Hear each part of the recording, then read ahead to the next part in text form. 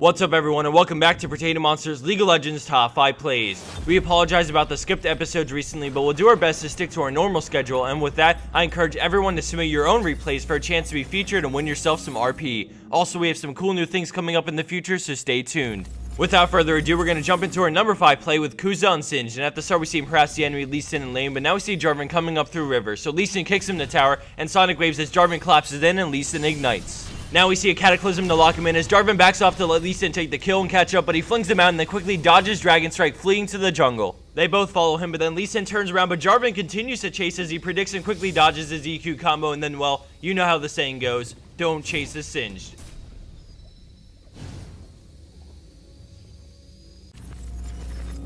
Coming in at our number 4 play, we have Kipso and Lissandra, and right off the bat we see the enemy Zed come in for a gank as she roots Talon and then uses Glacial Path to escape, but they pursue it, both ulting her for massive damage, but she uses Frozen Tome to negate Deathmark and make them back off. Seeing an opening, she cues him with a tower shot and then actually flashes in double Ring of Frosting and then Ice Shards into Zhonya's, avoiding Rake as we see Annie with a flash stun, giving Lissandra the double kill after the complete outplay. Sticking with the theme of huge outplays, we switch over to the master of them with Springer 2 on Zed. We can see him taunting the Hecarim as Draven takes the tower, and right as it falls, the enemy team collapses on them, but he quickly swaps himself out, avoiding the ult, and then is forced to head into the jungle. With 4 members of the enemy team coming at him, I remind you he has no wards around him, so what he does is pure instincts and mechanics.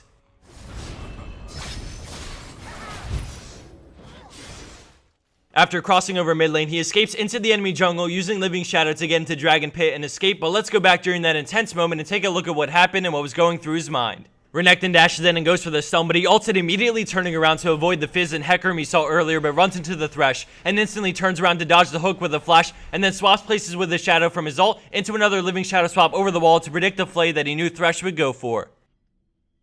Coming in at our number 2 spot is Is4Lip on Caitlyn that goes from what looks like absolute death to an ace for her team. At the start we see her head into assist Cassin, but he gets out alive and then the enemy team turns to her. Blitz flash hooks her in and then Vayne barely misses the condemn into the wall, allowing her to bury her and flash away, and right before they finish her off, Cassin comes in from the side and lands a huge force pulse as she EQs, grabbing the fadeaway kill on Blitzcrank. As she runs through river, we see Kayle and Vayne chase her, and then she decides to fight this one out as she puts down a trap and continues to run. Vayne falls for it as Caitlyn quickly EQs straight into her ult, and Vayne can't even do anything about it because of the slow from Caliber Net and the vision from the trap. With 2 enemy players up, she lifesteals off the creeps, and then all of a sudden Warwick rushes at her, but she kites back with red buff, grabbing her 3rd kill in this play as the friendly Cassin and gets Kayle, acing the enemy team.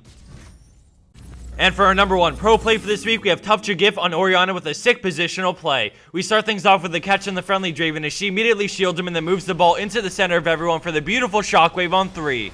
Afterwards, she tries to move her ball but narrowly misses Graves, and then immediately after, she shields Nunu as he channels Absolute Zero. All of a sudden, Darius gets kicked over, and with no shield up, she decides to Q over, speeding both her and Nunu up into the blind command attack for the kill on Darius. They back off knowing it's a 2v4, and then all of a sudden she moves her ball again, hitting all 3 members with her Q, W, and then E as she grabs a double. The Master Yi then dives in on her, but the shield absorbs Alpha Strike and she grabs the triple. After another QW, she picks up the Amumu for the quad as she pursues the Graves with shields for days, eventually scoring the pentakill and ace for her team after a lost team fight. Perfect positioning over the wall to not only support her teammates, but to also deal nice damage, and then great movements of her ball from different origins, including teammates and from various spots on the ground, earn this play the number 1 spot. And for the bonus clip of the week, we have Hero Player on Malphite who battles it out really early in the game and sadly dies. But as the clip plays on, we see something epic happen around the time where Zack's passive procs. Keep in mind how quick respawn timers are at the start of a game.